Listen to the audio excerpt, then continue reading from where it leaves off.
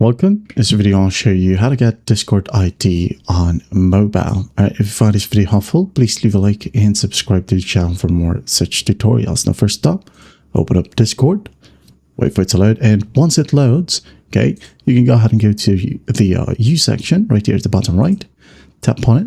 Now tap on the gear icon right here at the top, okay, or at the top right, wait for it to load, or tap on the U section once more to go to settings.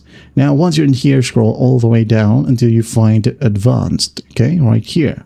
Tap on advanced and make sure that developer mode is enabled, okay? Enable it, and once done, go ahead over to a chat, okay? For example, I'm gonna open this chat right here and I'm gonna tap on my profile. And after that, we have the three dots.